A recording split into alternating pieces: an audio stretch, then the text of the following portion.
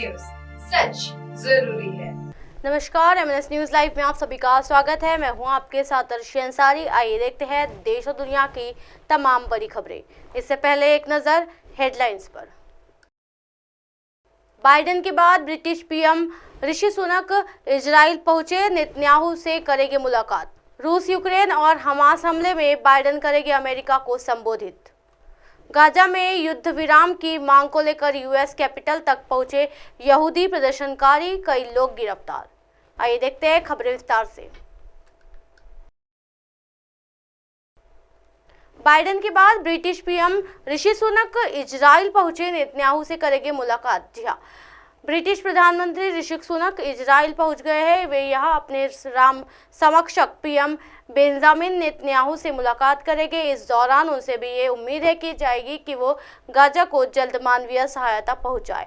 सुनक की यात्रा अमेरिकी राष्ट्रपति जो बाइडेन की यात्रा के ठीक एक दिन पहले बाद हो रही है, क्योंकि बाइडेन और ब्रिटिश पीएम सुनक जैसे वैश्विक नेता इस कोशिश में जुटे हुए हैं कि हमास के साथ इजराइल के संघर्ष की आग व्यापक ना हो जाए, नहीं तो बड़ी जंग की शक्ल से ले सकती है। बुधवार तक सुनक की इजराइल यात्रा की नहीं हो पाई थी आधिकारिक पुष्टि। जी हां, पीएम सुनक यहां युद्ध के दौरान अब तक मारे गए नागरिकों के प्रति अपनी संवेदना व्यक्त करेंगे। यात्रा से पहले प्रधानमंत्री सुनक ने कहा, हर नागरिक की मौत एक त्रासदी है। उन्होंने कहा कि हमास के आतंकी के भयानक कृत्य के बाद बहुत से लोगों की जान चली गई है। इस सप्ताह की शुरुआत में ऐसी खबरें आई थी कि British PM Rishi Sunak Israel की अपनी पहली यात्रा पर जाएंगे, लेकिन बुधवार शाम तक उनकी यात्रा को लेकर पुष्टि नहीं हो पाई थी। इस बीच विदेश सचिव जेम्स क्वेवरली आने वाले दिनों में इजराइल और गाजा में शांतिपूर्ण समाधान के लिए समर्थक मांगने के लिए मिस्र, तुर्की और कतर के नेताओं से मिलेंगे। जी हां, हमास के इजराइल पर हमले में मारे गए थे 7 ब्रिटिश नागरिक। ब्रिटिश एमओ ऑफिस के प्रवक्ता ने बुधवार को बताया था कि इजराइल पर हमास के हमले के बाद से 7 ब्रिटिश नागरिक मारे गए थे और लापता है। सुनक की यात्रा के अलावा ब्रिटिश विदेश सचिव जेम्स क्लेवरली संघर्ष पर चर्चा करें और शांतिपूर्ण समाधान की तलाश के लिए अगले 3 दिनों में मिस्र, तुर्की और कतर की यात्रा करेंगे। जो बाइडेन ने बुधवार को किया था इजराइल का दौरा। जी हां, इससे पहले अमेरिका राष्ट्रपति जो बाइडेन इजराइल की यात्रा पर तेल अवीव पहुंचे थे। यहाँ उन्होंने इजराइल का समर्थन किया और गाजा के अस्पताल रॉकेट हमले से हुई मौत के लिए आतंकी संगठन को जिम्मेदार ठहराया था और इजराइल को क्लीन चिट दी गई थी।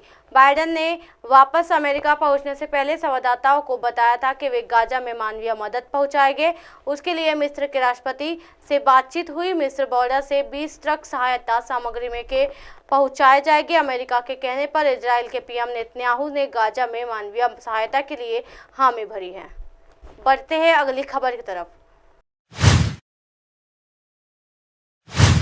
रूस, यूक्रेन और हमास हमले में बाइडेन करेंगे अमेरिका को संबोधित। जी हां, इजराइल से लौटने के एक दिन बाद राष्ट्रपति जो बाइडेन बृहस्पतिवार को इजराइल के खिलाफ हमास के हमलों और रूस यूक्रेन संघर्ष पर अमेरिका के रूस को लेकर देश को संबोधित करेंगे। व्हाइट हाउस ने बुधवार को ये जानकारी दी थी। व्हाइट हाउस की प्रेस सचिव करिन जीन पियर ने कहा, राष्ट्रपति बाइडेन कल इजराइल के खिलाफ हमास के आतंकवादी हमलों और यूक्रेन के खिलाफ रूस के संघर्ष पर अमेरिका के रुख को लेकर राष्ट्र को संबोधित करेंगे। उन्होंने कहा, ये संबोधन स्थानीय समयानुसार रात 8 बजे राष्ट्रपति के कार्यालय ओवल ऑफिस से दिया जाएगा। बाइडेन के इजराइल से लौटने के दौरान व्हाइट हाउस ने ये बयान जारी किया है। बढ़ते हैं अगली खबर की तरफ। गाजा में युद्ध विराम की मांग को लेकर यूएस कैपिटल तक पहुंचे यहूदी प्रदर्शनकारी, कई लोग गिरफ्तार। जी हां, इजराइल हमास युद्ध को लेकर दुनिया भर के देशों में प्रदर्शन देखने को मिल रहा है। अमेरिका में भी इजराइल और फलस्तीन के समर्थन में प्रदर्शन हो रहे हैं। इस बीच गाजा में युद्ध विराम ये आग्रह करते हुए यहूदी प्रदर्शनकारी यूएस कैपिटल के अंदर तक पहुंच गए। यूएस कैपिटल के अंदर पहुंचे प्रदर्शनकारी। जी हां, बड़ी संख्या में यहूदी प्रदर्शनकारी यूएस कैपिटल के अंदर पहुंच गए हैं।